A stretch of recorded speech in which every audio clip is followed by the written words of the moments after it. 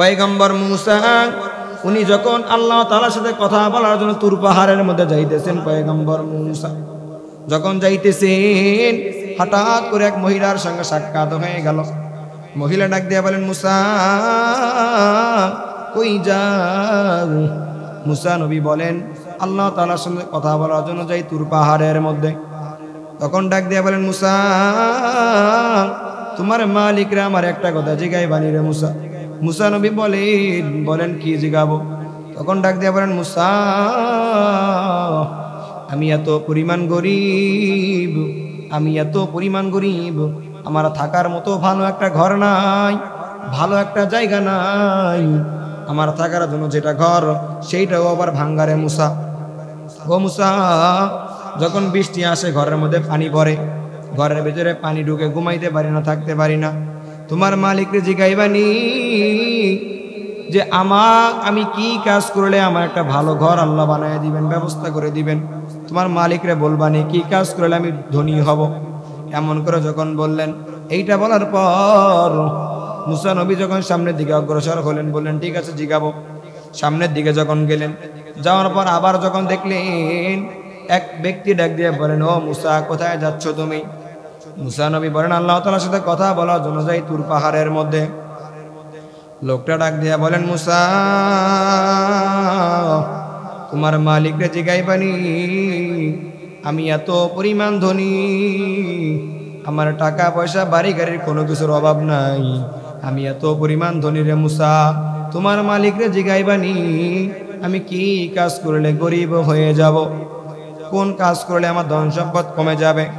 এমন করে বললেন। মুসা নবী বললেন ঠিক আছে জিগাইতাম। এরপরে আবারও সামনের দিকে অগ্রসর হলেন।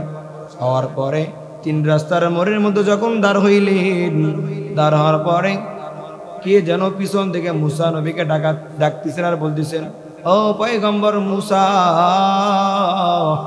কই যাও? মুসা নবী বলেন, আল্লাহ তাআলার সাথে কথা বলার জন্য যাই তুর পাহাড়ের মধ্যে। ওই লোক ডাক দিয়ে বলেন, মুসা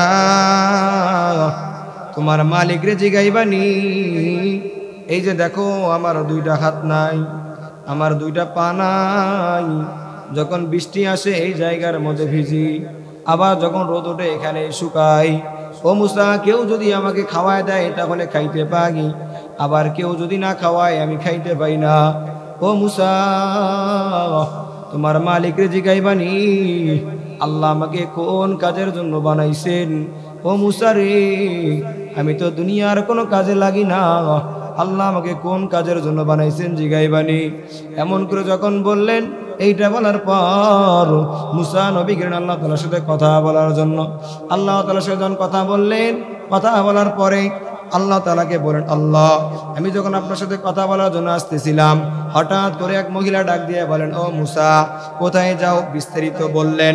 বলানোর পরে মুসা নবী বলেন, আমি আল্লাহ তাআলার সাথে কথা বলার জন্য যাই। এরপরে বলেন, মুসা আমি এত পরিমাণ গরিব, আমি এত পরিমাণ অসহায়, আমি কি কাজ করলে আমার ধন সম্পদ বেড়ে যাবে। এমন করে যখন বললেন, এইটা বলার পর পয়গম্বর মুসা আল্লাহকে যখন বললেন ওই মহিলার ব্যাপারটা, আল্লাহ তাআলা বললেন, তাআলা যা নাজ নিয়ামত দিলাম এগুলো শুকরিয়া আদায় করতে বলো, তাহলে আমি আল্লাহ তাআলা তার নিয়ামত বাড়ায় দেব। আর যদি না শুকরিয়া আদায় করেন, আমি আল্লাহ যা নিয়ামত দিলাম সেগুলো আমি আল্লাহ তাআলা তার কাছ থেকে ছিনিয়ে নিয়ে নিব। পয়গম্বর মুসা এগুলো শোনার পর যখন আসতেছেন, আল্লাহ তাআলার কাছ থেকে শুনলেন। শোনার পর যখন আসতেছেন, হঠাৎ করে মহিলার সঙ্গে সাক্ষাৎ হয়ে গেল। সাক্ষাৎ হওয়ার পরে মহিলা ডাক দিয়ে বলেন, ও মুসা আল্লাহকে জিগাইছনি? তখন বললাম, হ্যাঁ আল্লাহকে জিগাইছি। কি বলেছেন আল্লাহ? তখন ডাক দিয়ে বলেন, মুসা নবী বলেন, আমি আল্লাহ তাআলাকে বললাম আপনার বিষয়গুলো। আল্লাহ তাআলা বলেছেন ওই মহিলাকে গিয়ে বলো আমি আল্লাহ যা নাজ নিয়ামত দিলাম যদি এগুলো শুকরিয়া আদায় করে আমি আল্লাহ তাআলা তার নিয়ামত বাড়ায় দেব। আর যদি না শুকরি করে আমি আল্লাহ যা নাজ নিয়ামত দিলাম সব আমি আল্লাহ তাআলা ছিনিয়ে নেব। এমন করে পয়গম্বর মুসা যখন বললেন, ওই মহিলা ডাক দিয়ে বলেন, মুসা আল্লাহ আমাকে কি এমন জিনিস দিছেন যেগুলোর কারণে আমি শুকরিয়া আদায় করবো রে মুসা? আল্লাহ তো আমাকে কোনো কিছুই দেয় নাই, এই যে একটা ভাঙ্গা চওড়া ঘর, এটার জন্য কি শুকরিয়া আদায় করতে হবে নাকি?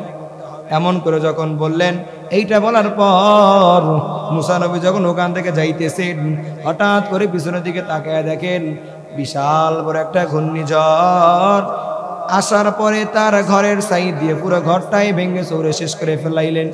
এরপরে মহিলা ডাক দিয়ে বলেন, মুসা দাঁড়াও, আমি বিশাল বড় ভুল করেছি, আল্লাহ কি মাফ করবে না? মুসা নবী বলেন, এই অহংকারী মহিলা, তুমি আল্লাহ তাআলা শুকরিয়া আদায় না করার কারণে আল্লাহ তাআলা তোমাকে সাজা দেখাইছেন। শুকরিয়া না আদায় করার কারণে আল্লাহ তাআলা দেখেন তার কি পরিমাণ অবস্থা করলেন। এরপরে পয়গম্বর মুসা আবার যখন সামনের দিকে অগ্রসর হলেন, সামনের দিকে অগ্রসর হওয়ার পরে আবার দেখলেন ওই ব্যক্তির সঙ্গে সাক্ষাৎ, যে বড় ধনী, তার সাথে যখন দেখা হয়ে গেল, ওই ব্যক্তির সঙ্গে যখন সাক্ষাৎ হলো, ওই ব্যক্তি ডাক দিয়ে বলেন, ও মুসা, আল্লাহকে জিজ্ঞাসুনি যে আমি কি কাজ করলাম আমার ধন সম্পদগুলো কমে যাবে? তখন বললেন, আল্লাহ তাআলাকে আমি বলছি, আল্লাহ তাআলা বলে দিয়েছেন যে আপনাকে আল্লাহ জান্নাত নিয়ামত দিয়েছেন, আপনি যদি যাকাত দেওয়া বন্ধ করে দেন, আপনি যদি ইয়েতিমদেরকে খানা দেওয়া বন্ধ করে দেন, আপনি যদি দান খয়রাত করা বন্ধ করে দেন, তাহলে আল্লাহ তাআলা আপনাকে জান্নাত নিয়ামত দিয়েছেন, এগুলো আরো কমায় দিবেন।